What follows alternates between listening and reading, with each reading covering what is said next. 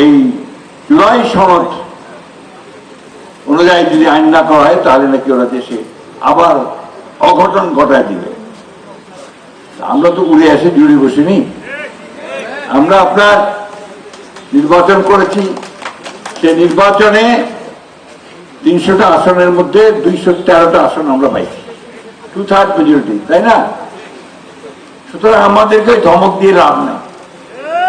আমরা 17টা বছর আন্দোলন করেছি, জেলে গেছে, জুলুম খেটেছি, মিথ্যা মামলা হয়রানি হয়েছি।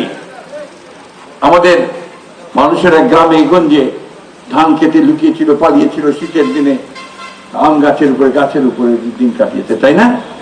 আমাদের ঠাকুরগাঁতে 13 জন শহীদ হয়েছে 24শে জুলাই, 5 আগস্ট। ওই সময়টাতে আমাদের অসংখ্য ছেলে মেয়ে এখানে আপনার শহীদ হয়েছে, আহত হয়েছে।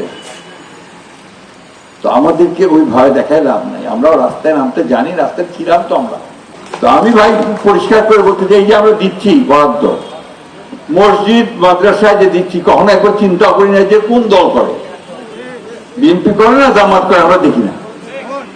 আমার এলাকার লোক আমি সবাইকে দেব, ঠিক? ওইখানে আমরা ভাগ করি না। দুঃখজনক ভাবে এই দলটা ধর্মভিত্তিক রাজনীতি করতেছে, মানুষকে ভুল বুঝাচ্ছে, বিভিন্ন ভাবে মানুষকে ভুল বুঝায়, তারা একটা সমস্যা তৈরি করতে চায়। এইভাবে দেশ আগাইতে পারে না। দেশকে আগাইতে হলে ধীরে সুস্থে স্বাভাবিকভাবে যেতে হবে। আমরা এর মধ্যে আমাদের প্রথম কাজ যেটা আমরা করেছি, আমরা আমাদের পাবলিক ইউনিভার্সিটি যেটা বিশ্ববিদ্যালয়, এটা বরাদ্দ হয়ে গেছে, অনুমতি হয়ে গেছে, ভাইস চ্যান্সেলর নিয়োগ হয়ে গেছে, ঘর ভাড়া এখন হবে, এরপরে কাজ শুরু হবে। এটা করার জন্য হয়তো আশা করছি যে হয়তো সামনের সেশন থেকে আমরা এখানে ছাত্রভর্তি করা শুরু করতে পারবো বোধহয়। দ্বিতীয়ত হচ্ছে মেডিকেল কলেজটা হয়ে গেছে, মেডিকেল কলেজ অনুমতি হয়ে গেছে। এটা এখন ডিসি সাহেবরা আছেন, আমাদের নেতারা আছে, তারা জায়গা ঠিক করে দেবে, সেই জায়গায় আমরা করবো। তার আগে পুরানা হাসপাতাল যেটা আমাদের ছিল, এই আপনার ডিসির পৌরসভার সামনে, ওই হাসপাতালে আমরা আশা করছি আগামী বছর থেকে ওখানে আমরা ছাত্র ভর্তি শুরু করতে পারবো।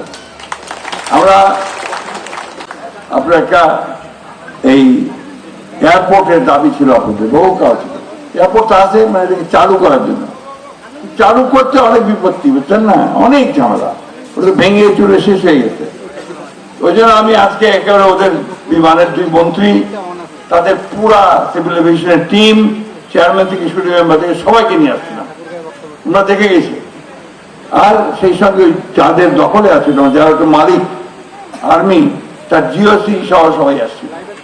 অর্থাৎ এখন শুধু সময়ের ব্যাপার যে আমাদের এটা আপনার ওই ফিজিবিলিটি স্টাডি হবে একটা, তারপর বরাদ্দ হবে, চলে যাবে এবং কাজ শুরু হবে ইনশাআল্লাহ। হুইল চেয়ার, প্রশিক্ষিত 50 জন নারীকে সেলাইয়ের মেশিন, সামাজিক ও ধর্মীয় প্রতিষ্ঠানগুলোকে 358টি প্রতিষ্ঠানের তারা প্রকল্পে বরাদ্দ পত্র দান করবেন।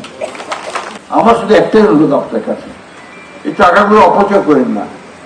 অনেক কষ্ট করে, অনেক আপনার দেন দরবার করে আমরা এখানে বরাদ্দ আনি, আর এই বরাদ্দটা যেন আপনার সঠিক খাতে স্বাভাবিকভাবে যায়, সেই জিনিসটাকে দেখার দায়িত্ব আপনাদের। এটা আমি এসে দেখতে পারবো না, করে দিয়ে তোমার আপনার মসজিদটা ঠিক করতে পারবো না, মন্দিরটা ঠিক করতে পারবো, রাস্তাটা ঠিক করতে পারবো, আপনাদেরকে করতে হবে, তাই না? রাজনীতির মূল কথাটা কি? Win over. আমি জনগণের ভালোবাসা পাবো, জনগণের কাছ থেকে ভালোবাসা নিব, এটা করতে হবে না আমাকে।